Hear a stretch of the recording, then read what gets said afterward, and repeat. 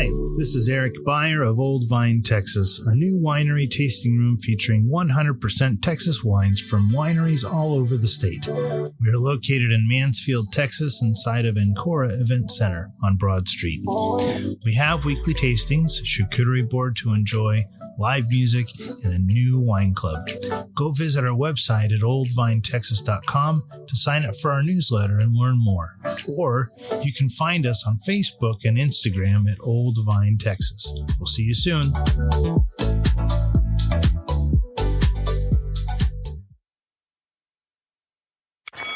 Ladies and gentlemen, welcome to the main event. Are you ready to pop your cork? In the left corner at 6'4", 242 pounds, with a record of 45-0, the undisputed. Hey, Michael.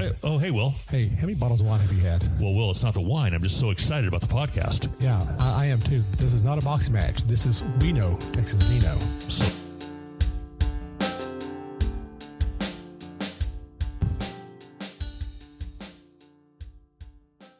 Hey everybody, welcome back to Winey, Texas Vino. This is Will, your host, and I've got a special episode today. We've got a lady and a gentleman here that we've talked before about doing an episode, and we just hadn't had our coordinates, or what's it, coordinates? As our timing. Yep. That's the word I'm looking for, timing.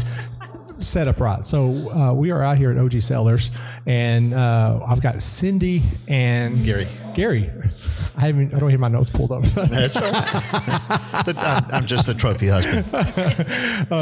So I got Cindy and Gary out here, Jones, and we're going to just talk about Texas wine, just in general. But before we do that, we're going to talk about my social media right quick. So you can find us on winotexasvino.wine. And you can also find us at winotexasvino.com. You can also find us on Facebook at Winey, Texas Vino. And then now, as of now, today, this is our very first episode on YouTube as well. You can also find the podcast on there. So, and my microphone just falls over, you know.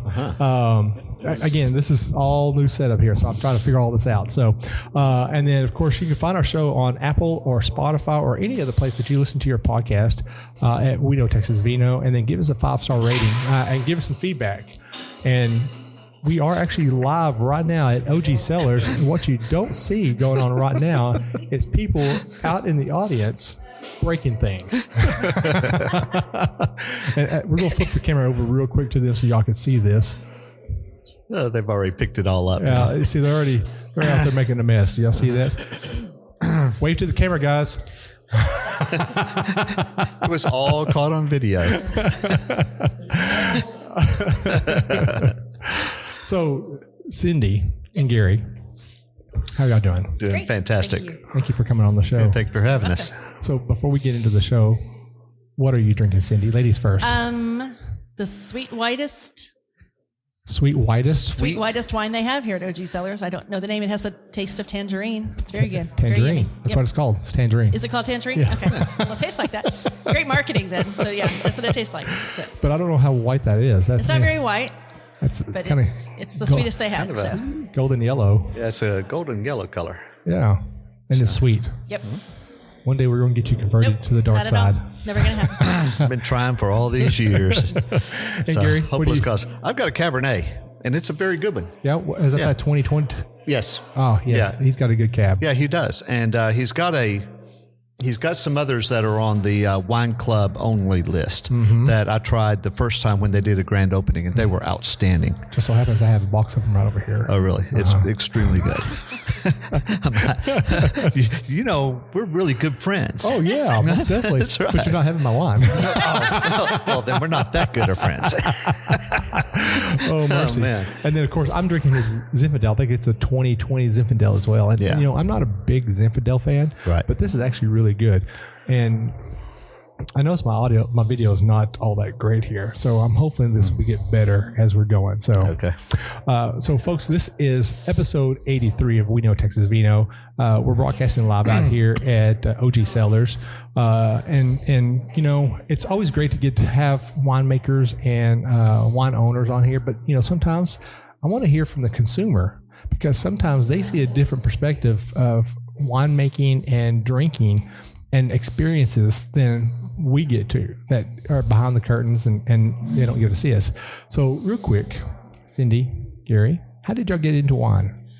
Well, we've lived here in Grapevine for more than 25 years. Uh-huh. We actually live right behind Delaney Vineyards from back in the day, which is now the Chicken and Pickle. So we just started, we would take some, living here in Grapevine, there was a few wineries at the time when we first moved here, and we'd come and try some out and that kind of thing. And we really got invested in Texas wine in 2011. We went down to Fredericksburg, and our kids had gone to church camp for the week, and we decided to go to Fredericksburg to see how much we could drink in a week. And so we went down to Sister Which was Creek. a lot. It was a lot. How much was a lot? It was a lot. You don't have a number? More than 20. Oh, dang. Yeah. So we met Dave. There is a certain skill to going to wine country to drink. Yep. And we did not have that skill at that time. So we amateurs. just hit them one after We the didn't know next better. after the next. Next day got up and did it all over again. and we did that for a week. And we So- discovered that's not necessarily I the wouldn't best way recommend. to do Yes. So we met Dave, the tasting room manager at Sister Creek. Uh-huh. That's when I discovered their Muscat Canali. Okay. And it changed my life. And he said, well, what are y'all doing? And we said, we're going to be here in Fredericksburg for a week to drink. He goes, I said, our kids are at church camp. We're down here. He goes, you're at wine camp. And I'm like, well, yes, we are, Dave. We're going to wine camp. And so we got on the map on 290, and we literally started at the far west, and we worked our way through each and Oh my every gosh, that's great. winery at that time. I can't even. Great Creek was there. Like some of the ones that were there in 2011. I mean, there was probably only 20. Like Right. we hit every There single weren't one of that them. many. There weren't that many There weren't wineries. that many, and we got to really get to know some folks, and just started having conversations, and came back, and we started posting on our Facebook group about this is what we learned at wine camp today. And I'm in marketing by my real life trade. And friends were like, I want to come to wine camp. I'm like, y'all, we made the name up in the parking lot of Sister Creek. my gosh, And that's so great. we came back from that trip, and we said, maybe there's something here. So we went online, and wine camp was already Couldn't do trademarked. it. Well, But you couldn't use wine camp because it was too generic. Well, and no, it was trademarked also up in New Jersey. Right. But Texas wine camp was not. So we went and Oh. trademarked that. We used our Christmas money that year, and we trademarked it. And then again, I'm in marketing. We thought, let's do a blog. It should be really easy. And we started trying to do a blog together about our travels through the Texas wine country. And he can't spell, and I don't write friendly enough, according to him. So it took a long time to post everything. But we started really getting to know more of the winery owners, the vineyard owners, Right. and we got to become friends with them.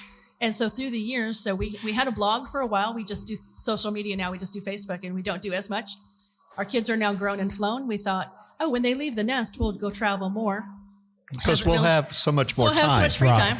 Yeah, that But they doesn't went to work. college. We didn't have all Yeah. the free money we thought. But anyhow, but no, we've traveled all around the state of Texas, Nice. from up in the Panhandle down to Houston, down to the Hill Country, and we try to hit the Hill Country or simply. I mean, like we've really Right. have gone. If it's been open in the last couple years, we may not have hit it, but before that, we had an Excel spreadsheet. That's how I Wow. tracked everything. So that Dang. was really before Jeff Cope had started his I app. was going to say, now you got Texas Wine Lover. Correct. Yeah. So we Yeah. helped Jeff with his app because we would tell him what we liked and didn't like and that kind of thing. So we kind of were a little bit like his focus group. But we've had one of my favorite times it was 2012. We went up to the Panhandle, and we had met through Jeff. We met Neil Newsom. Right. And he's like, why don't you come stay at our Airbnb?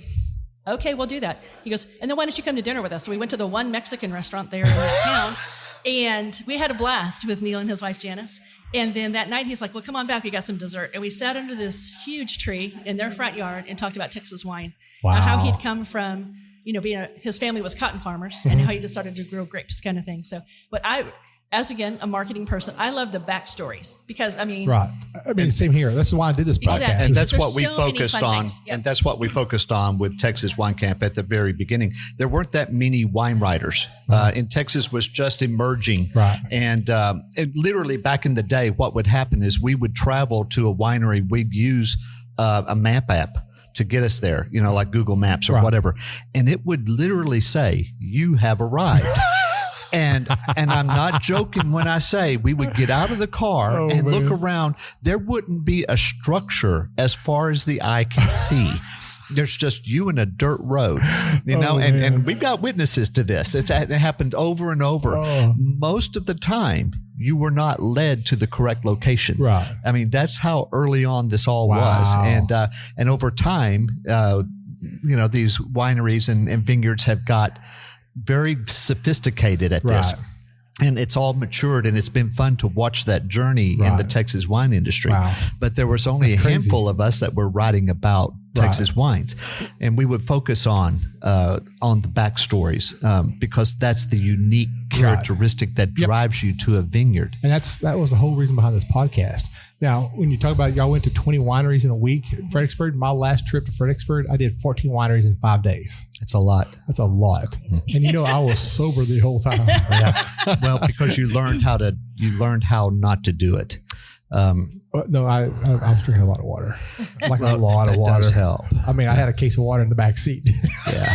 Yeah, that does help a lot. By the time I got home, I didn't have a case of water left. But we learned, just at least with us, you can drink too much. Yeah. You can hit a saturation point where you literally do not want any more wine for the next month. Yep. And you don't want to get to that point. That's not why you're doing this. Right. And you got to balance this out. Well, I mean, eventually, I like to call it palate burning. Yeah. Because you drink too much wine, and next thing you know, your palate is just like, you drink a cab, and you're like, oh, I know this is a cab, but it doesn't taste like a cab. And next thing you know, it's kind of like, again, it's like palate burning. Mm-hmm. Your palate is like done. It's stressed out. I can't do it no more. Right. So you have to go and kind of like eat like saltine crackers. There you go. Or Ritz crackers or something like that, just to kind of balance it back out. Take a break. And then go back at it again the next day. Yeah, I definitely understand that part. And another thing that we did deliberately for us with Texas Wine Camp for us, it was driven by the fact that we don't have a lot in common, even though we've been married all these years. I like camping and outdoors, and I like fishing and doing all these things. She won't be caught dead doing any of it. And the you know things what you're missing. Yeah, and the thing exactly. I need a super target in my life. I would love to take her out catfishing one night, but she wouldn't do that. All right, so and then the things that she enjoys doing are not the type of things that I necessarily like to do too. Right. So this was a pursuit deliberately by us to try to find something that we could share in common and enjoy doing together. And especially doing the blog when we were doing it. There were very few people doing the blogs, but no one was a husband and wife kind of, right. And I think that did help because you could get both different taste, but also, what experiences are in the winery itself, in the tasting room. We became a connoisseur of a good tasting experience versus a one that we wouldn't go back to. Right. And there are some wineries here that we literally will never darken the door again because of the way we were treated, kind of thing. So, and that happens, unfortunately. Yeah, it does. Totally. So, and what's sad is a lot of owners don't know that. Correct. They don't take the time, I think, to listen sometimes. Well, not even that. Sometimes they're not there. Yes. Yeah, they just don't know. And their tasting room attendants, either don't know about wine, they just pour the wine, and they just, one of my favorite things to hear is like, hey, this tastes like strawberries, and walk away. Yeah. Well, how do you know it tastes like strawberries? What if it tastes like cherries? But honestly, if I could give any insight to any wine owners out there, your tasting room staff can make or break the experience. Yep. And back to call out Great Creek, they have changed their models so much through the years. They, it's not welcoming, kind of thing. And so that's kind of what has been fun is getting to meet the Jeff Copes of the world and all the other friends. I mean, we've gone down to Fredericksburg to do the wine festivals with them, and that is so much fun. Oh yeah, to have some really kind of in-depth behind the scenes. Right. When you have 15, 20 people there that all love Texas wine, getting together to celebrate Texas wine, kind of thing. One of these days when I grow up, I want to go down to the wine festivals down in Fredericksburg. Yep. Wine Jam that just got through. What happened? 2 weeks ago? Mm-hmm. Yes. I wanted to go to that, but unfortunately, I was at to me, it's more important, a Veterans Day event. Yep. It's a fundraiser for them. So that's more important to me than going to a big wine festival. We don't necessarily focus on wine festivals all that much because of the kind of that shotgun approach of it. Yeah, it's we prefer the more one-on-one, more intimate, take our time type of deal, which is also a very big delineating factor in kind of what we're talking about here. Why would you do this as opposed to just going to Total Wines and just buying a wine. They both have their place. Right. Don't get me wrong. But the reason I think for going to a winery is so that you can take your time. Yes. So that you can possibly meet the winemakers or the owners of the establishment, certainly their key staff or whatever, and get to build a relationship. Exactly. And then develop this time and place for the wine. Right. We hear a lot of people say, "Oh, we went to Hawaii on our honeymoon, and we went to the one winery that's out there in Hawaii, and the volcano one, and they make the best wines in the world, and they bring them back, and they say, let's sit around and have this wine. You open it up, and it's like, oh." Yeah. And the reason why was because of time and place. Right. It meant something to them when they were there, and they drank it, and it's the best thing ever. Well, there's a lot. There's a lot to it there. When you drink wine at certain places, you've got environment that goes on. You got weather, or in this case, we'll call it terroir. Because it accumulates everything. Because I was actually talking to some people the other day that came into Landon where I work at.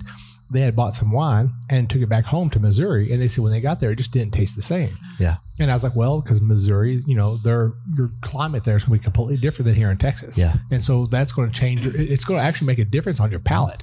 Like you can go from up here and go down to Corpus, and I guarantee you the wine's going to taste different because there's more salt in the air. Yeah. So it's going to taste different. So yeah, I mean, it's wine from any other place. If you drink it at that location, then bring it back, it's going to taste different. And you got to be open-minded about that. That's right. You got to understand that. Right. But it's part of the magic of this journey. Yes. Is by going there and actually doing this, you get the experience, and then you start developing your like or dislike for a particular wine or a varietal, and you start maturing your palate at that point. It's different than just going to Total Wine and just buying something. That's correct. There are times if we're going to a party, we may just run by Total Wine and buy something and say, "Here we go." You don't give your good stuff out. Yeah, no. We have friends that are not worthy of the very expensive bottles. Yeah. Wow. But they probably listen to this right now. I'm sure they are. And they know who they are because we told them specifically. But I also think people will say, "Oh, I don't like Texas wine." I'm like, "Well, where have you gone?" And it's like they're like, "I picked up a bottle of Total Wine or whatever." I mean, I'm not bashing Total Wine, but it's just like, but you didn't get the experience. I mean, one of our daughters went to Texas State, so we went down to the hill country a lot more when they were in San Marcos. But one of our favorite experiences was Henry Krausen. Right. We sat there on a picnic table with a tin roof, and it was raining. It was like 11 o'clock in the morning. Raining cats and dogs. And we had one of the funnest wine tasting experiences, just the three of us. And it was just sitting there drinking wines. We had a lot to drink Nice. at 11 a.m. But it was one of those, but it wasn't, we were not just a number. We weren't just a token. That's one of my pet peeves is if you serve me with a token. Another pet peeve is if you serve it to me in a little glass that looks like it's a, Baptist Lord's, my dad was a Baptist preacher. If it looks like it's a Lord's Supper cup, I'm not interested in your tasting. So, but it's just, I mean, some of those are just done because that's the way they're running it. But I'm like, you're not getting that experience. Right? So with that all being said, I want to ask you all this. And I want to know, and you got to say the first thing that comes to your head. Okay. You can't say anything else. Okay. If you think of Hill Country and you think of Texas wine, what's the one winery that comes to your mind instantly every time you say those words come together? Ben Kelly. William Chris. Well, yeah. Okay, that's fair. But for different reasons. Right. Mine right now is Siboney. Yeah. yes. We like absolutely. Miguel and Barbara, amazing. We met Miguel when he was but he was photographing things at other wineries kind of thing. And he talked about their vision for someday. And that's so cool to see it in fruition now. I've got to say that when I went down there, and so I'm going to say every winery that I've been to in Fredericksburg has been an amazing experience. I've not had a bad experience at any of them whatsoever. We can tell you some that you could have. Yeah.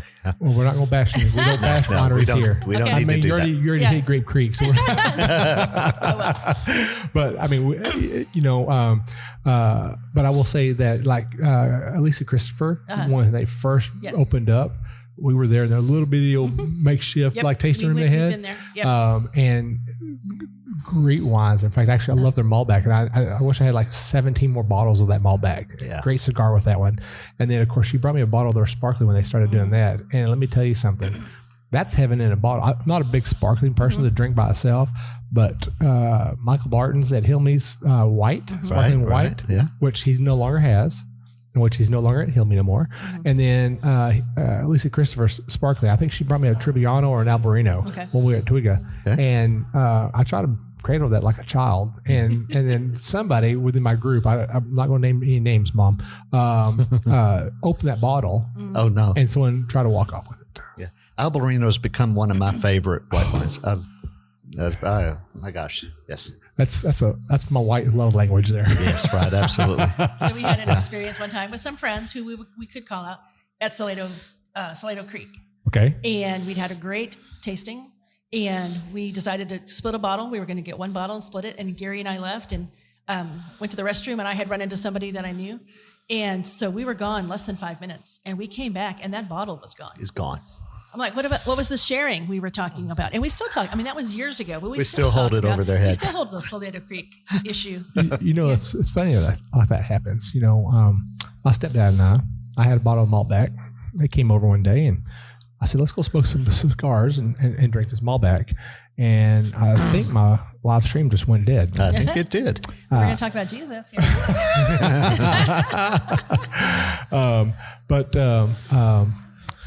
The bottle of Malbec he had, we sat there and we opened up a bottle, pulled out some cigars and started smoking cigars, and we poured a glass of it. And I was like, man, this is a really great Malbec. This is Lisa Christopher's Malbec.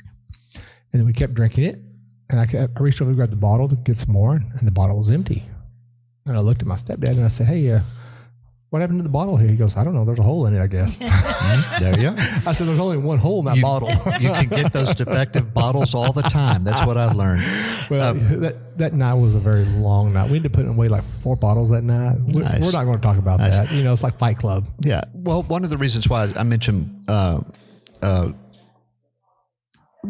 in the day, Enchante at William Chris was a wine that I had earmarked and said, this is going to be a really great wine.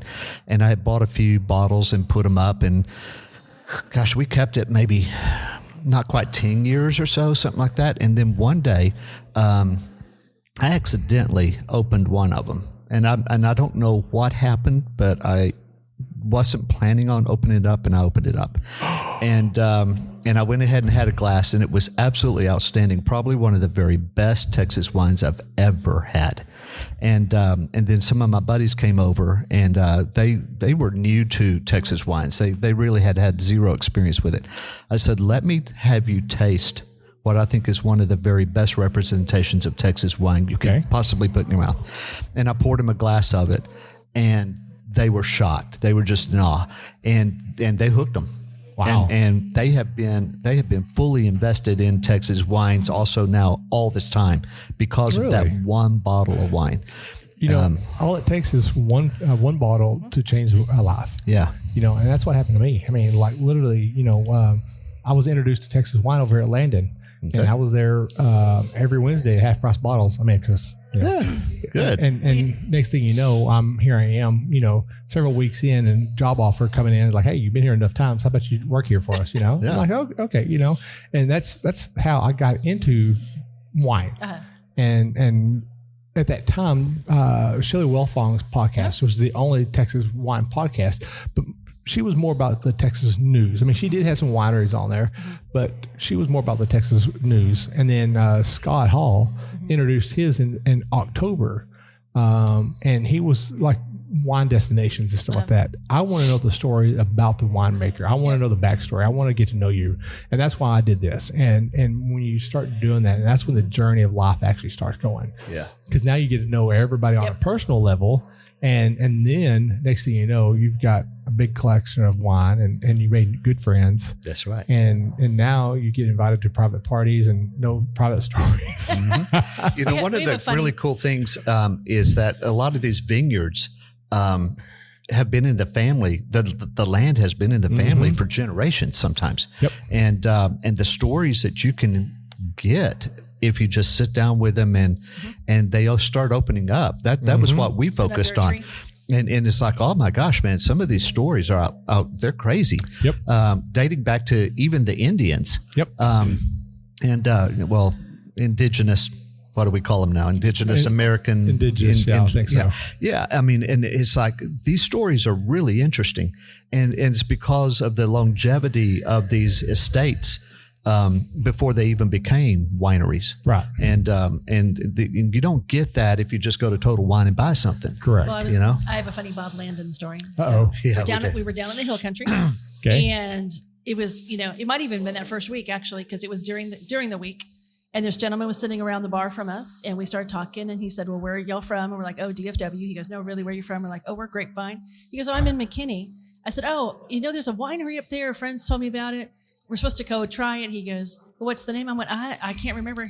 I go, maybe it starts with an L. He goes, was it Landon? I went, yeah, it actually was Landon. He goes, oh, hi, I'm Bob Landon. And I'm like, well, I'm really glad I didn't say anything bad about you.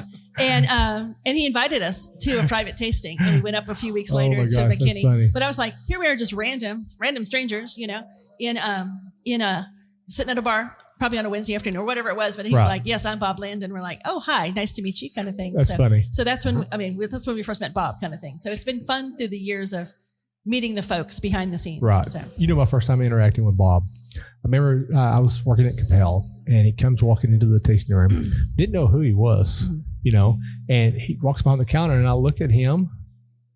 I asked him, I was like, supposed to be here? I was like, who is this guy, and why is he behind the bar? And I wasn't going to say anything yet. I'm a big guy, and he comes over there, and he then opens up a cabinet and grabs wine out of it. And I'm like, excuse me.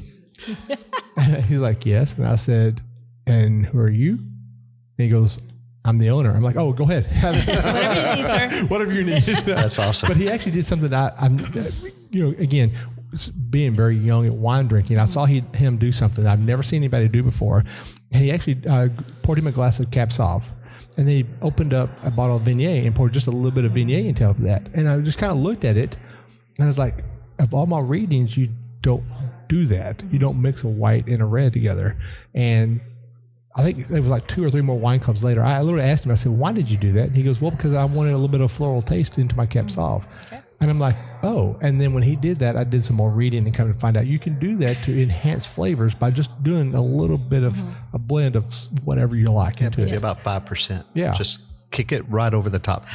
But we have said that all along about, in my opinion, when you go to a winery and you start trying their wines, a Cabernet should taste like a Cabernet. A Viognier should taste like a Viognier. But where the magic is in the blends. And you can really tell the quality of a winemaker by the quality of the blend. And, you can take any individual varietal that has a particular weakness to it and blend something into it that overcomes that weakness and complements it then on and you can overcome a lot of the defects that would appear naturally in the vineyard. Right. And that's where the magic occurs. I actually tried something, and I have to give a shout out to Jason over at Landon for this, because what he did is it really confused me. I know it doesn't take much nowadays to confuse me, but this actually confused me. So he did a holiday white, okay? So it's Pinot Grigio, Picpoul Blanc, and Viognier with 2% residual sugar in it, okay? So I like to say I'm a sweet guy, but not a sweet guy. Yeah. So when I drink it, you can taste the sugar in it.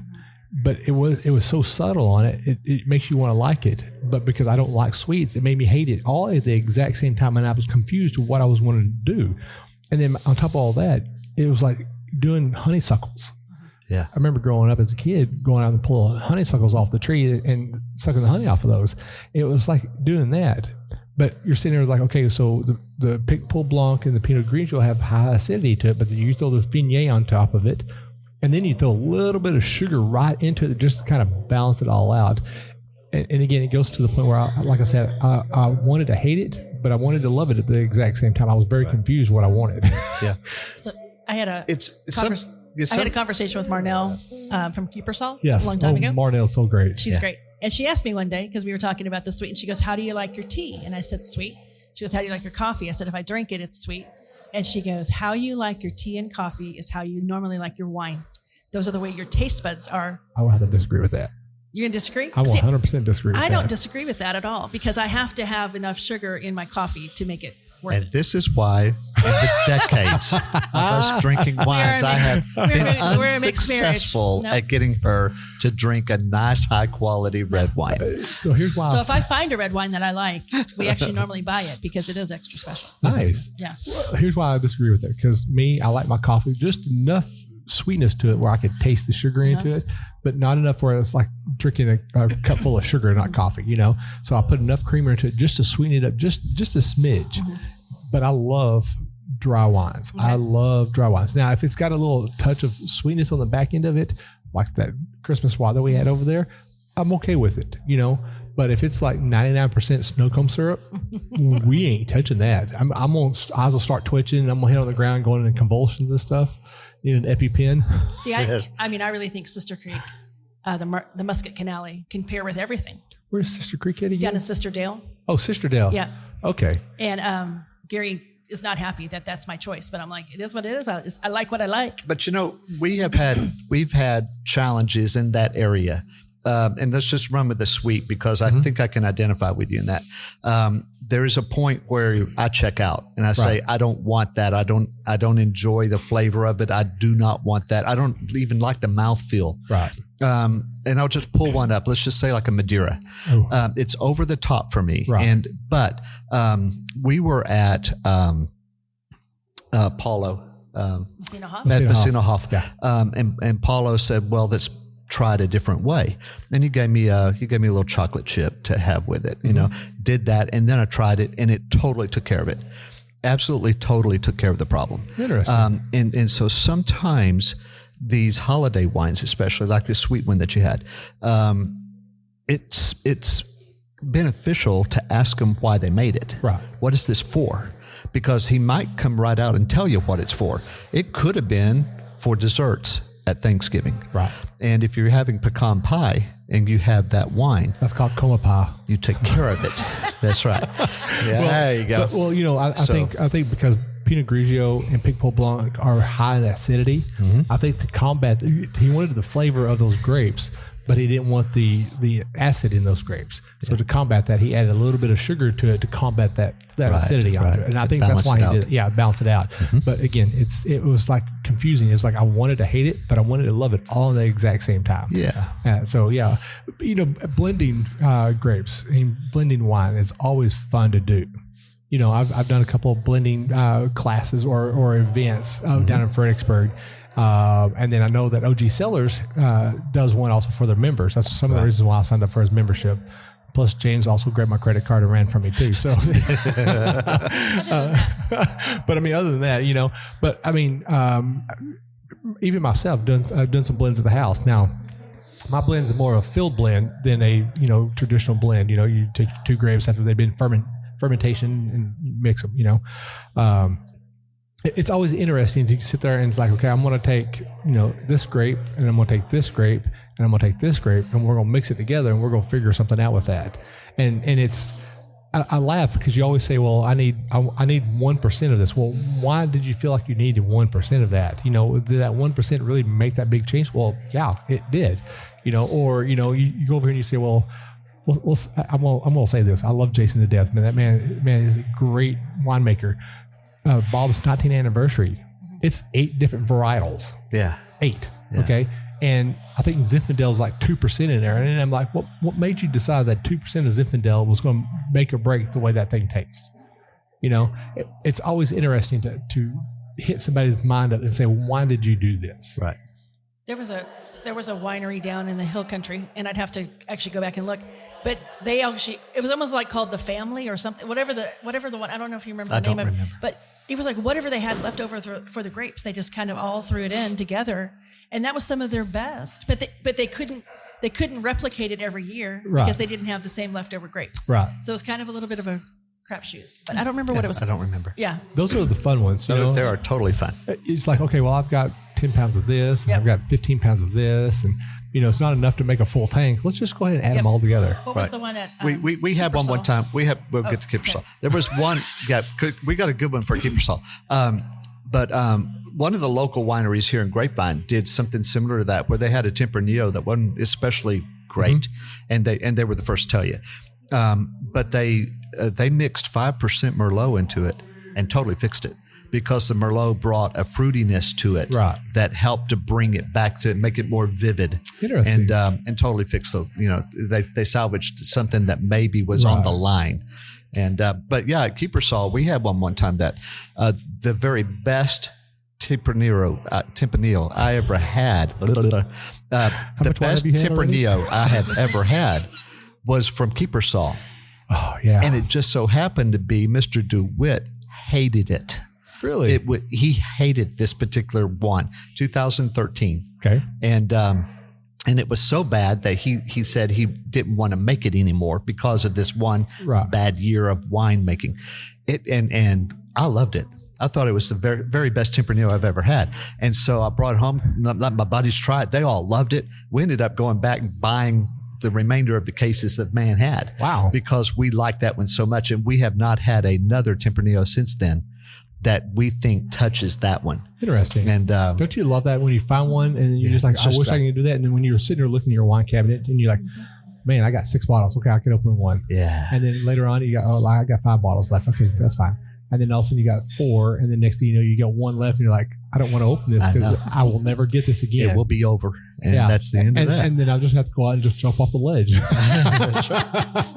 Okay, maybe not that extreme. Or you move on to the next bottle. You know, I tell you, one of the coolest things that I was introduced to was Michael over at Adega Vino. Mm-hmm. He said that every once in a while, he'll take his leftover lees that he pumps off of and he puts them all together. And I'm like, oh, interesting. Because, the lees have wine in them. Yeah. You just got to press them out of it, And so he just throws them all into one big container and just lets them press their own self out. And he says he gets a couple of cases of wine out of that. Interesting. He says that sometimes they will be a good wine. And sometimes it's a very interesting wine. And sometimes it just might as well just dump it to the ground.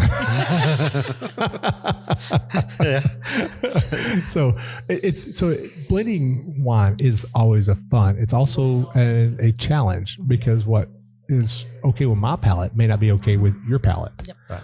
And there's always somebody that's got a palate similar to mine, but never the same as mine. So, yeah. Well, there's always people that are correct like us. And then there's people that are incorrect, like my wife. It's all about choices. Well, that's why I'm sitting way over here, and I'm not going to make those comments. You can do that because you had to sleep at night with her. I can see it now. It's a Halloween movie, and she's standing over your bed with a knife in your throat, and you're going to let me drink my sweet wines? And then I say, yes, ma'am. Oh my goodness! But that's one of the reasons why we were attracted to the Texas wine industry was because of drinking local and getting these experiences. Right. And we've been to Napa and Sonoma. Yeah, we've been to so many different wine regions, and I've traveled throughout the world, and for those that don't necessarily like Texas wines, that's okay. I have been to Bordeaux, and probably half the wines I tried there, I didn't particularly like either. It's okay. It's okay to not like it. Well, and here's one of my greatest stories I have. This is one of my favorite stories to tell. I was working at Landon, Everett Dennison, and this lady comes up and she says, "This is the only Texas wine I will drink." Why is that? And she goes, "Well, I grew up in California and I drink California wine." Okay. Now, let me set the stage for you, okay? I'm behind the bar. She's in front on the other side of the bar. Her husband's like 3 feet behind her, okay? Got to offset so him and I can make eye contact. And I said, "So you like California wine over Texas wine?" She goes, "Yeah, I like Bob's because this is the closest to California." I was like, okay. I said, "Have you drank any other Texas wine?" She goes, "Yeah, it's too sweet for me." I said, "Are you sure it's sweet or is it fruit forward?" Because there's a big difference. Yes. Because you can get wine that's 0% residual sugar on it and it has very fruit forward on it. And she goes, "Yeah, I was 100% sure that it was dry." I'm like, okay. And I said, "How do you like your Mexican food?" And she goes, "Well, I think Texas Mexican food is okay. It's not as good as California." I was like, "Well, so let me." Now we've outvoted you. Yeah. So, I'm so sorry. Here's what I told her. I said, "So your palate, because you grew up in California, your palate is made for California wines. Mm-hmm. Your palate is made for California food." Mm-hmm. I told her, I said, "What you need to do is you need to take everything you know about California wine and California food and throw it out the window." I said, "Because we're in a different area. The environment's different. The the air is going to be different. The environment's going to be completely different. Your palate's going to be different. You've eaten California food for who knows how long, so you're used to what that flavor is, and now here you are in Texas, and the food here is going to be different. The wine's going to be different, and you have to be open-minded about that. And I tell that to people all the time. When you go anywhere, I mean, I give California a hard time. Why? Because I'm a loyal Texas wine drinker through and through. I will drink California wines. I don't have any problems with drinking California wines. I'm very open to it because their wine, their grapes, everything's going to taste different over there because they have a completely different environment or terroir than we have here. I mean, it's hot 24/7 around here. Okay, there might be 1 or 2 days that it actually dips down into the 50s and 60s, maybe get a little snow, but for the most part, it's always hot here. It never cools off. We're all over in California. It's hot during the day and it cools at night, and the grapes still get distressed the whole time, and so they produce a different flavor. And so I explain that to people. And when I explain that to them, they're like, okay, that makes more sense. Mm-hmm. Except for her. She didn't think so. Her husband in the background, when I told her all this, he was like, good job. He gave me a thumbs up. Right. But at the end of the day, it's okay. Yeah. It's okay if you don't like something.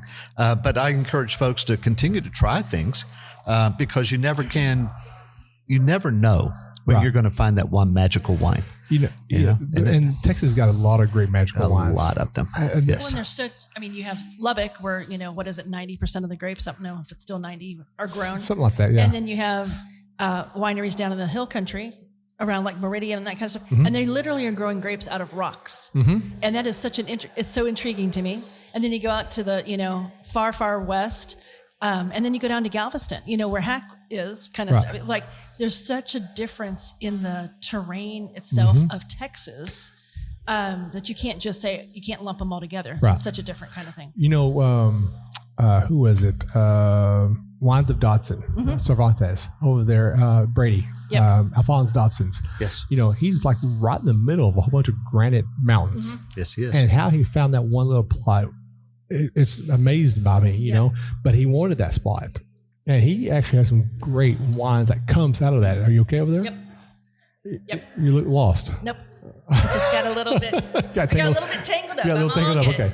But he's got stuff that he's grown there that's just absolutely gorgeous there, and he's grown in rocks as well. And I'm sitting there like, okay, well, we know rocks are not soil, but if you can get a root to stick, you can do it. It's kind of like my folks also over in East Texas. We're working on trying to clear that property off so we can grow some grapes out there. Okay. They've got a really great soil. It's like the first foot is sand, the next foot is clay, and then the next foot and a half, 2 foot down is like really nice soil, a little dark soil.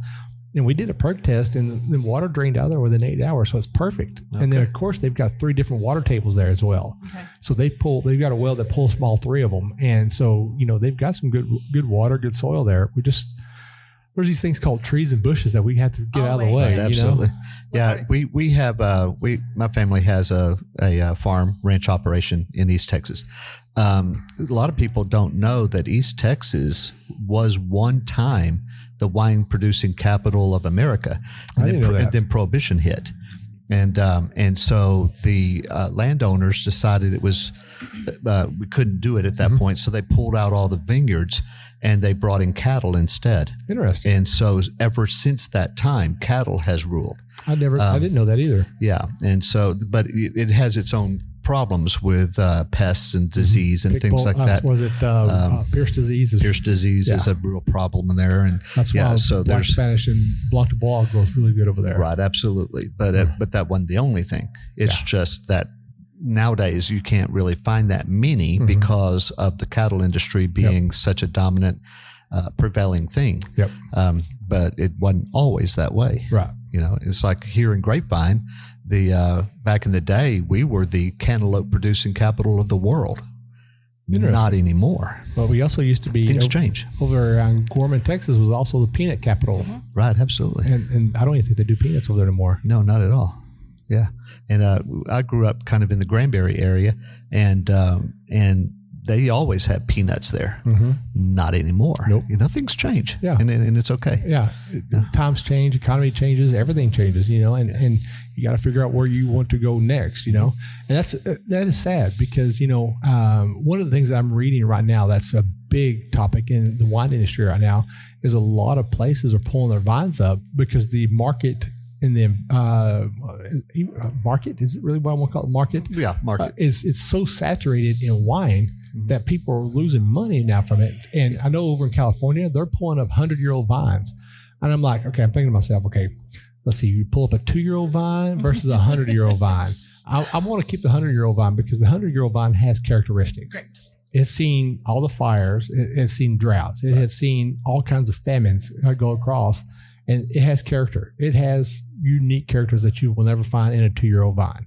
And so for them to pull up these 100-year-old vines and burn them, why burn them? Why don't you just transplant them? Let somebody else have them. Don't burn them. But they're burning them. Yeah, right. And so that is sad to see that and to hear that.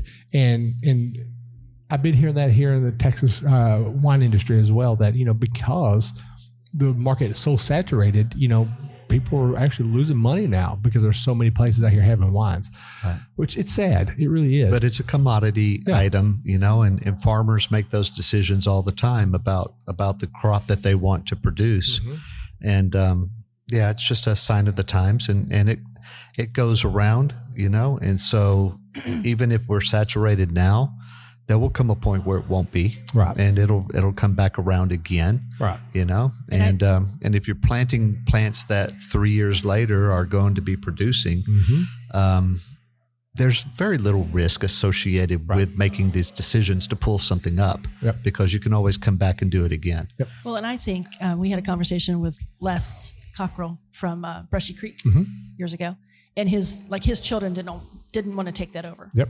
And he made that comment. He goes, I was growing this for the generations after me, kind of thing. And that's an interesting kind of. I mean, I know of a few like Blue Ostrich has a second generation. RK has a second generation. Yes, they're starting their kingdom up there, right? Yes. But there's not a lot of second generation kind of thing, and so we know. I mean, Gary talked about getting some land out in East Texas, and but our children they would have no interest in growing grapes, becoming winemakers, anything like that kind of thing. So it's one of those you've got to. It's just for a season, for sure, of however long that season lasts, kind of thing. So the last time I went to Lonesome Vine, I drove by Brushy Creek, and I looked at the vineyards, and I didn't see any vines there anymore. They're all gone. Okay. So I don't know if whoever's there now mowed them all out or pulled them all up. I actually, let me rephrase that. I saw the trellises still there, so the vines are not there anymore. So I don't know if they pulled them all out and they're getting the soil prep to replant, or they're just not going to plant no more. Yeah. I don't know. Well, I mean, like we said at the beginning, we lived behind Delaney Vineyards, and he always was growing some weird grapes over there, Cynthiana kind of thing. And I mean, and the wine that he was producing was very, very table wine kind of thing. Really, in our opinion. And now that it's been sold, and Chicken and Pickle has moved in, kind of thing. So they still have the building, but it was because it was such a beautiful, beautiful place to be here in the neighborhood, kind of thing. So interesting. But I also think here in Grapevine, the quality of wine has gone up. Right. When Messina Hoff moved in, kind of thing, and it kind of that rising tide floats all ships kind of thing. So, right. Because it had been much more of a tourism kind of place. But I definitely think the quality of wine here in Grapevine has definitely upped its game. Yeah. But when we were talking about big events and stuff, like we don't come to Grape Fest anymore because it's so crowded. Or if we do, we go to the 5 o'clock on Thursday. Yes. Because at least you can still breathe, know. But we don't go on a Saturday or Sunday anymore because it's not fun, So it can be too much of a good thing. Yeah. So you made mention about Delaney, and I've reached out to Delaney a couple times, and both of them got rejected. And I drive by there quite often, and I've actually noticed something the other day that they were repairing their trellises out there. Okay. Yeah, they've got new poles in the ground. Interesting. For their trellises, and I actually thought they were just letting all their stuff die. That's kind of curious if they're actually getting ready to plant some new stuff. In fact, because I think their old trellises were T-post trellises. Yeah. And now they've got actually the big round cedar pole in the ground, and they're in an angle to support the weight of the trellises. Interesting. Yeah. I haven't paid attention. Next time you drive by, take a look at it, because they're new poles. You can see the new poles in the ground. So I don't know what they're fixing to do out there. I'm hoping they'll replant, because I know before Chicken and Pickle came in, I guess they had a disease come and hit all their vines and just literally kill everything they had. No, not really. Oh, not really? No. Is there a story to that? Do we need to keep that on air? No, we watched all that. They had neglect. Okay. And that's okay. I mean, it's like he had other things going on, and the place was up for sale and the whole bit, but they had a lot of neglect issues. Okay. And it's like, if you're selling the place, I get it, because it's a lot of labor to tend all these things. They had certain parts that were water saturated and had some troubles. Okay. But that whole vineyard had always been a showcase. Gotcha. It wasn't really for production as much as it was for being a showcase. Right. And it made pretty pictures. It was really fun and nice, beautiful place to have special events. But I hosted a few special events. But it is also still, it's a shame that someone doesn't take it up more as a hobby. Because you could grow a really interesting varietal there. Right. You don't have to grow Cynthiana. Basically a blending grape. Right. You could grow Sagrantino. Something unique. Right. It's not that much land, but you don't need that much land for something more unique. Yeah. Even if it's an experimental vineyard, right. There's a wide variety of things that could be done there. I haven't noticed that they put in new posts, but they've always had a lot of those angled 8-inch posts that are in the ground, 12-inch posts, whatever they are.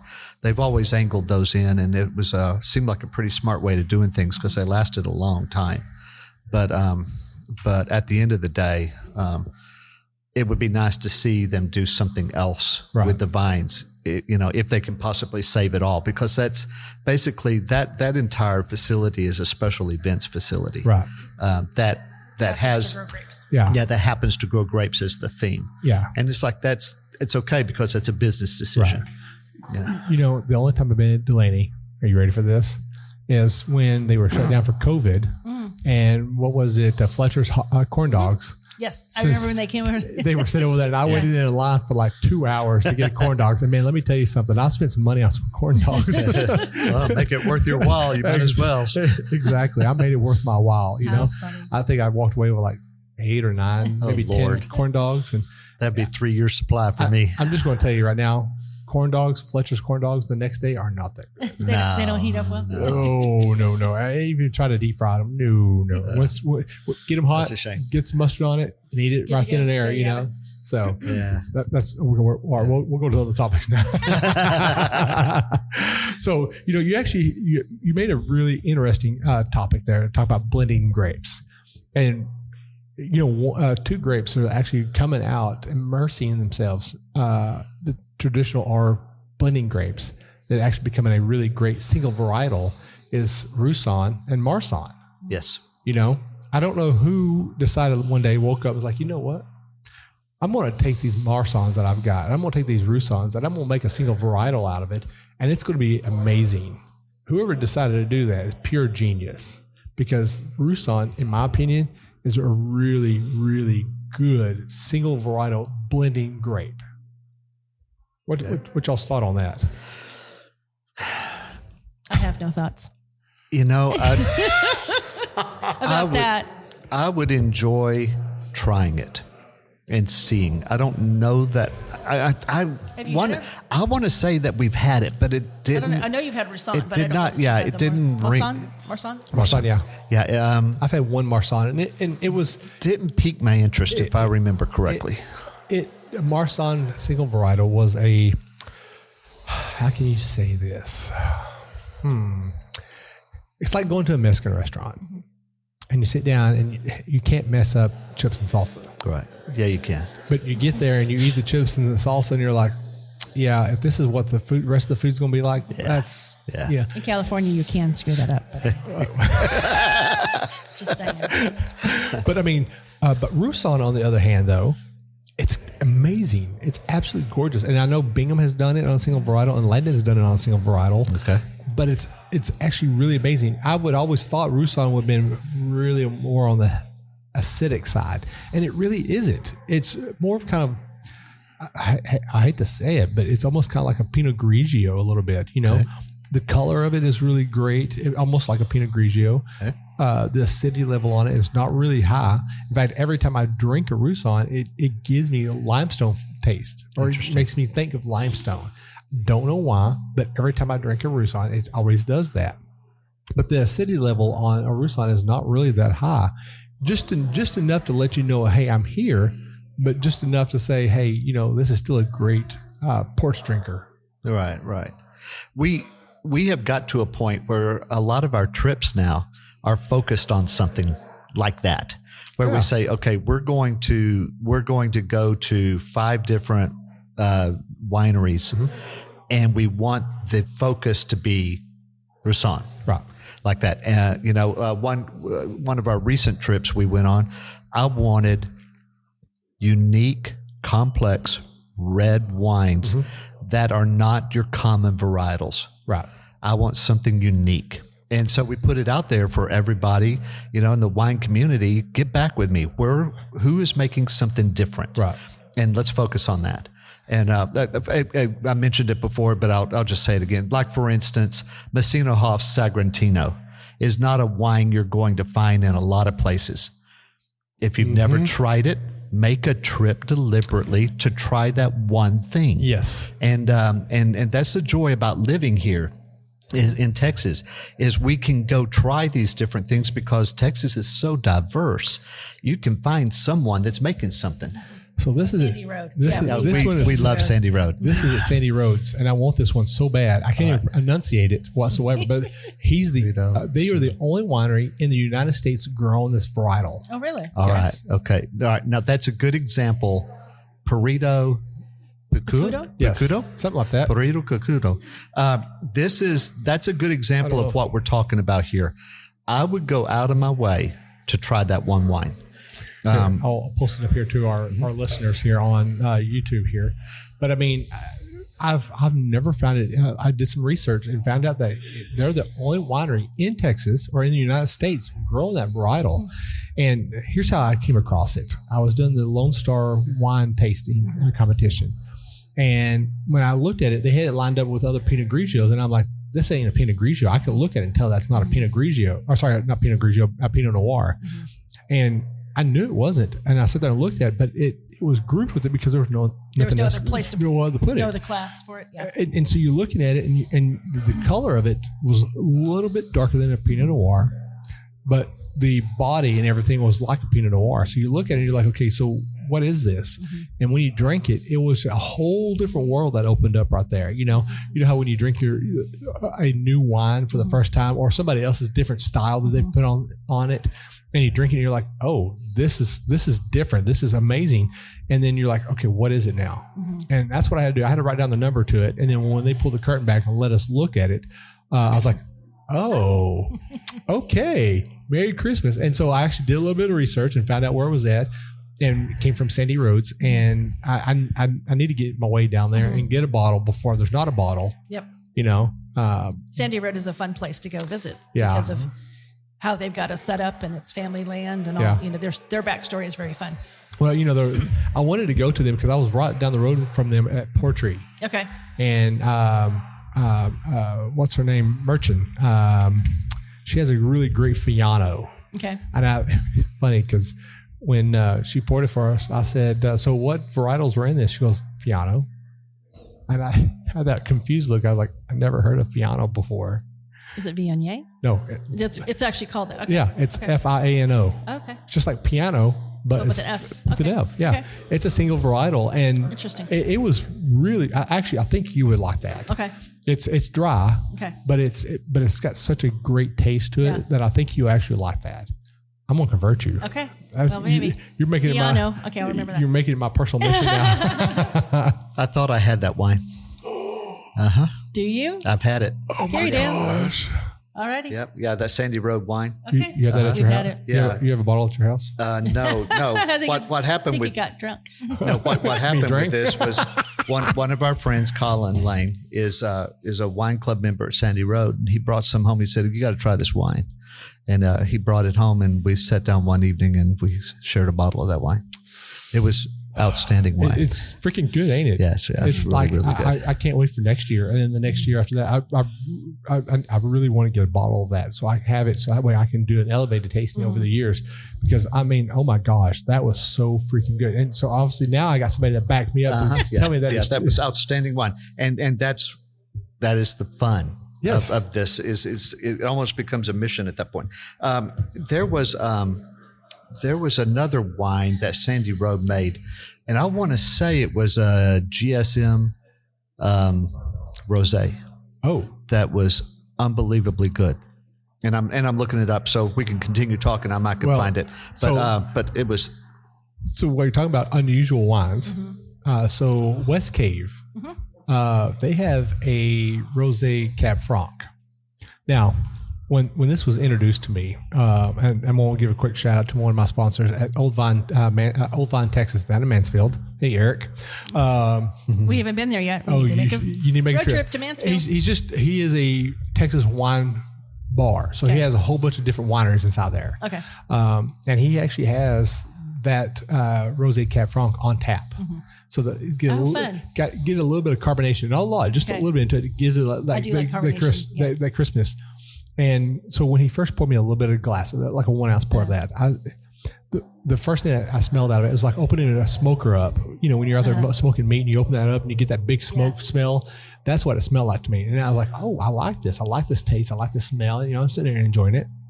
And then I set up and get ready to do a recording with his episode, and his wife brings me over a big glass of it. And I take a smell of it, and I was like, wait a minute, hold phone here. This is not the smell I just had a while ago. This is a whole different smell. And he goes, what are you smelling? And I said, it reminds me of a childhood day. My grandmother's next door neighbors had a big garden, and they had a big strawberry patch that they also had that was right through the chain link fence. And me and my sister will walk over there and think when they're not looking, we will reach to the fence and steal strawberries. Later on, find out that they knew we were doing it the whole time. But, you know, those really big, chunky, you know, almost 3-inch strawberries, you know, they were bright red. And when you bite into it, it's just juicy all over. That's what it reminded me of as a kid. And it was so freaking good that I ended up taking a craft of that home. Amazing. Yeah. But I just need an IV set up, please. Yes, I'm just going to tap my arm here. We're just going to shove it right in there, you know. But, I mean, I love tasting unusual wines. Like at Michael, oh man, I went blank on his name. Michael McClendon. Okay. Or Sage Vintage. We were over there doing his episode, and they opened up a bottle of sparkling black Spanish. We're just going to go on silent for just a moment now. Have a moment to reflect. Yes. Really? Yes. It was absolutely amazing. Like I would have never. What made it amazing? This is one thing when we were writing that I would always emphasize to Cindy. Tell me it was amazing without telling me it's amazing. So can you put your finger on what would make that one extraordinary? So first off, it was an unusual one. You didn't hear people making sparkling with black Spanish. Yeah. That was one. Yeah. Okay. 2, when you have something that's not traditionally made as a sparkling and you try it, you're always going to taste something different out of it than if you actually taste it as a traditional wine. Okay. So it was definitely something that was not a traditional red wine. So for me, black Spanish, I get a lot of big, bold, jammy taste out of it. Yeah, you're right. So maybe if it becomes effervescent, yes, it puts it into your nose better. Yes. And then that jamminess is not just on the front of your tongue going down the middle. It actually shows up in your nose. Correct. Yes. Interesting. That's a great way of saying it. And then on top of all that,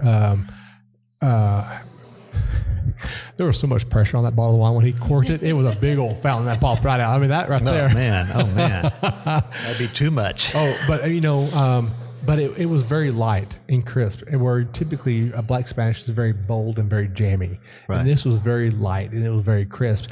And it was very unusual because I like me some black Spanish. I love me some dark, jammy, peppery taste that comes out of it, you know. And it wasn't that. It was nothing at all like that. And you're sitting there like, okay, something about this is jacking with my palate, and I don't know what it is. But it was good to drink, and it was unusual to drink. Okay. So one of my favorites, and I don't remember. It's amazing. It's called like Serengeti or something. It's from South Africa. Bless you. Excuse me. And but we went to. It wasn't a Total Wine, but it was a place like that up in Flower Mound. It's kind of a cold, rainy night, and we were going to go do this tasting of South African wines. Mm-hmm. And was it that, or was it the riddle? No. I'll tell you the riddle story. Anyhow, and it was a cream. It was almost like a Kahlua kind of thing. And I went over there and I had a little sip, and I wanted some more sips. And then my face started to tingle here in a minute. That's when I know I've had a little bit too much. And I said to the guy, I said, well, what's the count on whatever? ABV? Yeah. Yeah, sure. And it's like 900%. 14%. It was 14%. And I got a couple of bottles of that. And we had a girls' weekend a couple of weekends after that. And that was the most popular girl at the dance. I think it was called Serengeti. But I'm like, this is a dangerous wine to know about because it was one of those. It was one of those drinks that if you leaned over the glass, you might pass out from the fumes. I want some of that. I have to go find it again now, so I don't even know this one exists, but it was very nice. So do you want to tell the riddle story now? Well, yeah. We also have another preference when we go wine tasting.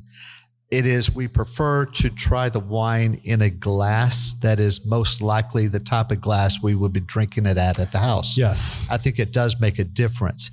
100%. And so like here at OG Cellars, we're drinking wine from glasses that are extremely similar to what we might have at the house. Right. And so you get the best representation of the wine in a case like that. So we went to a riddle tasting. If you've never had this opportunity, it's fun to do. I'm working on it. Riddle is a nice stemware company that makes very nice wine glasses that are not so crazy over the top that you can't afford them. You could actually save your pennies and buy them. I was fixing to say, the last time I looked at one of those, like, I could buy me a new phone. Yeah.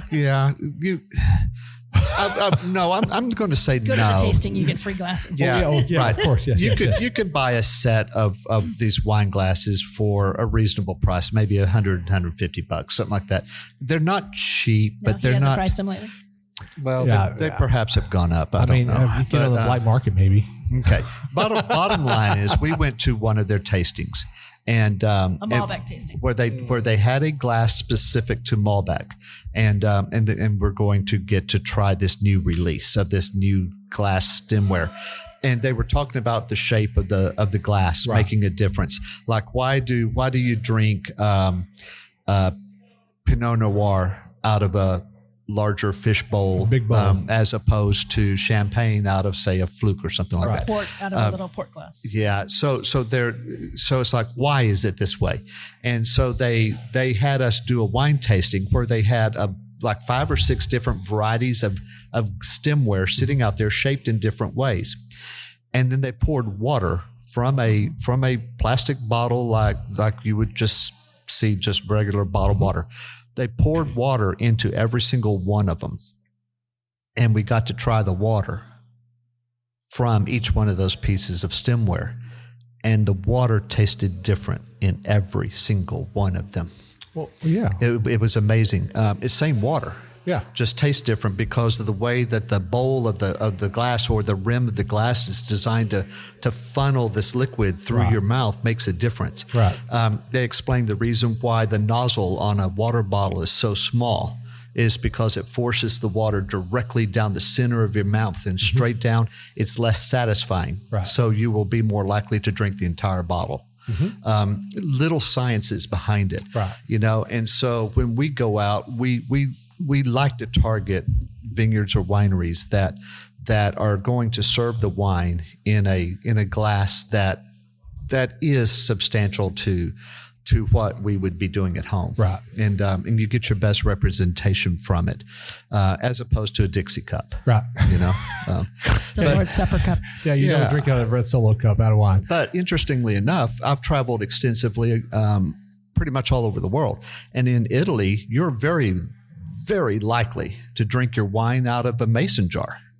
It's not uncommon at all. I mean, when in Rome, Right, absolutely. And so you need to be aware of that the flavor of something could be influenced by something as simple as the glass you're drinking it out of. Right. Right. Well, when I'm over here at Landon, I have people that come in drinking wine, and I pour them wine in our tastings in glasses like this. Mm-hmm. And then when they want a glass, I give them if it's a red, I put them in the big bowl glass. And they said, why do you do that? I said, well, the bigger bowl allows for more aromas to actually come out. And then if you actually look at it, the glass actually it narrows out more at the top on a red glass, where on a white, the mouth is open more, because you want to, I like to call it shotgun the aroma from red into your nose, where with a white, you don't want to do that. Right. You want it to kind of like cover everywhere on your face. And when I tell them that, they're like, "Oh, okay." I like to speak layman's terms, okay? Because you and I, too fancy. Yeah, it goes over their head, and they don't enjoy the wine anymore. You speak it to them in a language they all understand, and they're like, "Oh, I understand now." And then they actually enjoy the wine a lot better, and that's what I love doing. Right. Right. But at the same time too, if you are new to this, if you're new to wine, if you're listening to this podcast and you haven't gone to a single winery ever, what we're talking about here is just things that we've collected over time from doing this. Yeah. And it's like there's no wrong way to approach this. You just simply go do it. And you learn as you go, right. And your journey is going to be different than mine. Oh yeah, and that's the joy of it. Oh yeah, is you get out there and you actually just do it. Oh yeah, and you may visit 3 wineries today, on your journey, because you're like us. You're going to see if you can drink as much as you can drink. Burn that palate up, and you learn not to do it. Right. But it's your journey. Yeah. You may have a much higher tolerance than we do, but at the end of the day, you may not find any wine that you liked on that day, but tomorrow first one you do, you may love it. Right. And it's that's the fun. But you just got to take the journey. Yeah, the journey is where you just got to do the journey. Right. Not just pull it off a shelf. Yeah. Right. So and we go on journeys all the time for lesser reasons. I mean, hey, let's go on a Disney cruise. It's like, what? Yeah, that's actually not a bad. I went on a Disney cruise. It was actually fun. It was fun. Yeah. So, but yeah, we always go on trips and we do different things, and it's like this is just one of those. Yep. And then over time, it may not ever be your passion. Right. But then it may be. Yeah. Yep. And then it opens up a whole world to you if you just are willing just to go, just to do it. Yep. See what happens. Most definitely. Well, I've enjoyed really talking to y'all a lot. I really a lot. We did too. It's been fun. But we're getting to the point where now we need to go ahead and get ready to do our education stuff. Okay. So what we're going to do, folks, we're going to take a small break to get up, because we've been sitting in this chair a lot and we're all squirming now to the point where we're like, okay, we need to get up and walk around a little bit. We're going to go get up. Some of us will get a glass of wine. Some of us are going to look at our wine still. I'm feeling a little judged. I would never do that to you. But we're going to take a small little break, and we're going to come back, and we're going to actually talk about something that's actually a controversial topic. And controversial, is that the proper word? Controversial topic. And we're not going to talk it on a professional level. We're going to talk about it on a personal level, which is always fun to do. So stay tuned. We'll be back in a few moments. Hey, this is Jeff Cole from TexasWineLover.com. We're here with Will, Michael, and Jen from We Know Texas Vino. And this is Amy Nemec with the Texas Wine Lover mobile app. We're wrapping up the interview and moving into the wine education portion of the episode, so stick with us.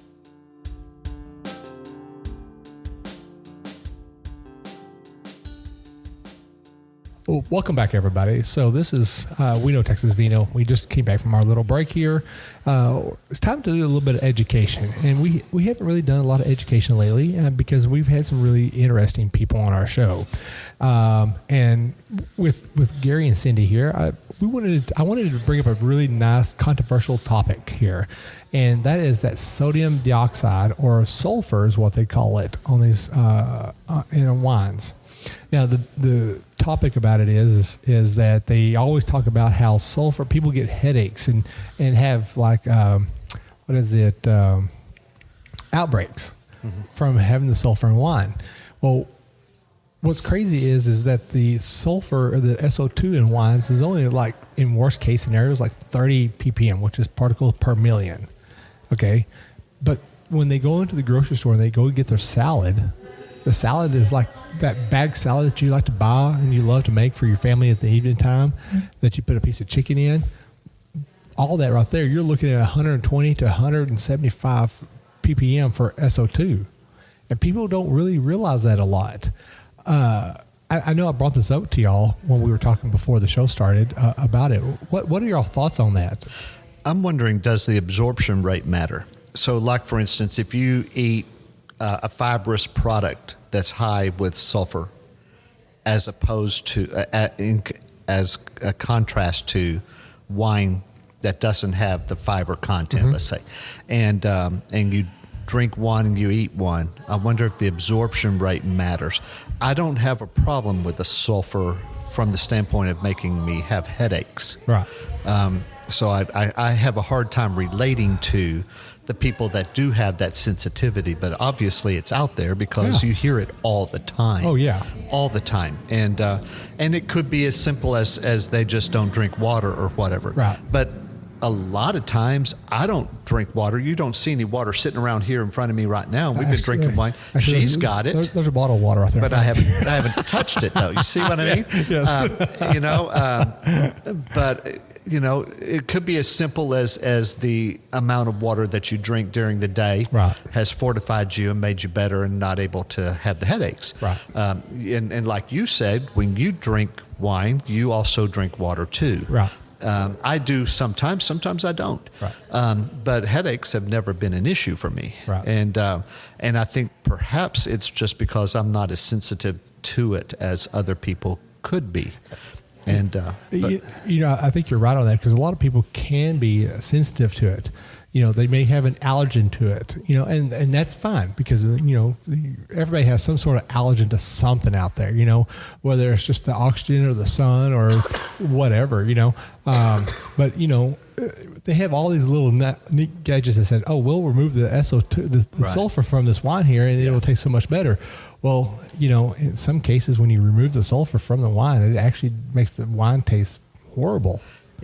Is there more sulfites in red versus white? Yes, there is.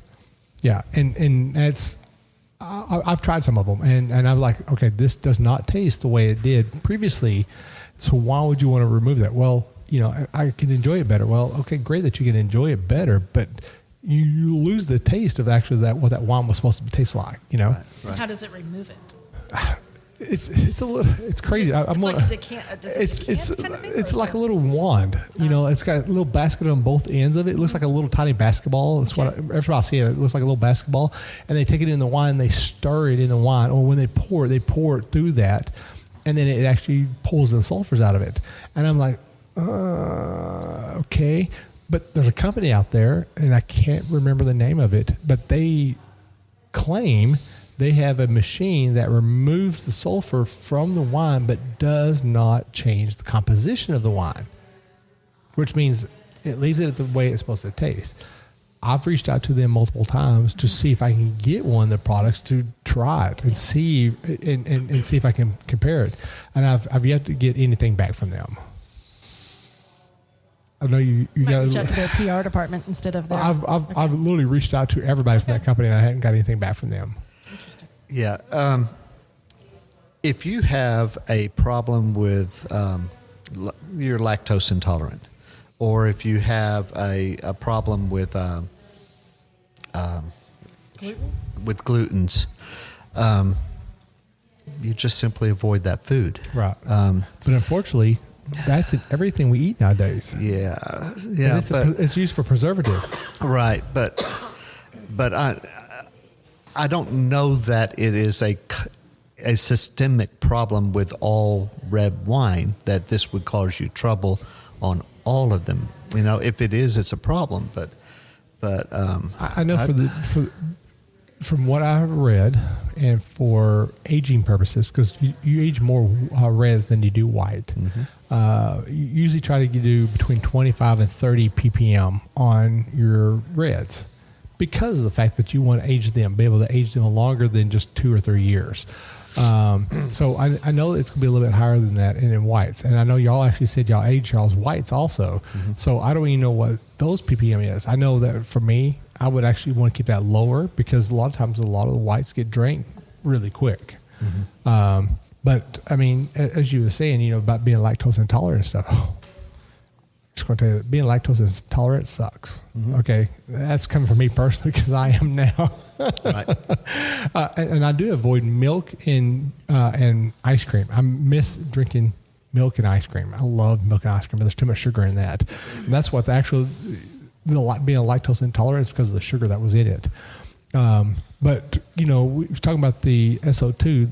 A lot of SO2 can be found in a lot of dry fruits, vegetables, and sodas, and a lot of different meats, and especially, are you ready for this one? Shrimp. Interesting. Shrimp has a lot of SO2 in it. I did not know that. So a filter feeder, I guess. I guess so. I guess they tried to preserve that shrimp as long as they can.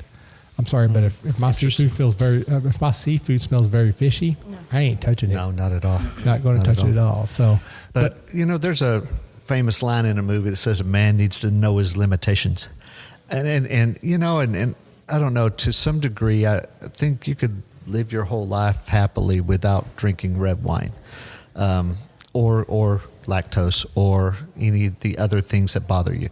If you're an alcoholic, you should live your whole life without drinking alcohol.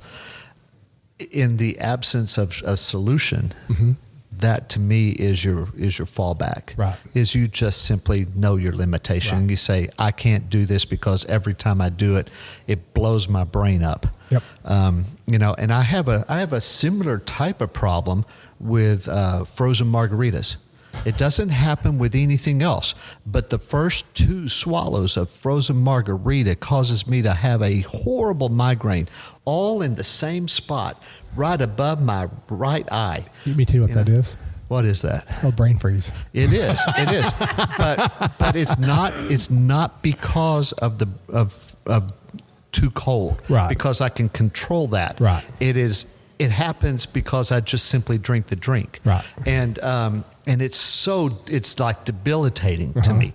And it's to a point where it's like, okay, there is a solution to this. Right. Just I don't quit do it. drinking that. Right. I will drink a margarita on the rocks. Right. I will not drink the frozen one because fair. it just blows my brain up. Right. So it's like people just walk away from something if it doesn't work for you. Now if there's a solution to it, then let's go after that. Right. And I guess that's where the conversation takes a different turn now. Right. It's like, okay, if we have a solution to this, does it change the nature of the wine to do it? Right. So I was reading something on Instagram the other day, where you get all your news besides TikTok. And but folks were traveling over to Italy that had gluten allergies over here, but they didn't have the same kind of effects in Italy. Do you know why? It's processing? Yeah. Processed food? Yeah. Yeah, we over here, we process our food. We have so many rules and regulations on how our food is supposed to be here in the States that are not over in Europe. Like, it's crazy knowing what we allow in our foods that's not allowed over in Europe. It's crazy. So, yeah. I'm a big fan of wines that are old world style. Very minimally handled, very, very minimally filtered. I love the grittiness. I love when I'm finishing a glass of wine to be able to see some of the debris on the side of the cup. Right. Don't overfin it, which to me is a fairly common thing with California wines. Right. And it's why some people really love them, is they're so refined. Right. And I kind of like the grittiness of it, and I guess in some regards that might make me more susceptible to Right. the sulfate problems. Yep. Because it's in there, Yeah. it's floating around. Yeah. But I don't know, Yep. I would enjoy trying wines that have been filtered with one of those devices and see what happens. I know in my job, I have handled many insurance claims out in California on the wineries that were damaged by fire and smoke, and we have not figured out a good way yet to salvage the vineyards, the harvest Right. that have been smoked. At the end of the day, I don't care what you do. You can still taste that smoke in there. Well, it's called smoky flavors. Yeah, that's right. Yeah, it's like Tempranillo. It's naturally smoky. This tastes piney. That's right. Exactly. I don't think that we have solutions to all these things. Right. And so at the end of the day, if you don't like smoke tainted wine, don't buy wine that was in a fire. Exactly.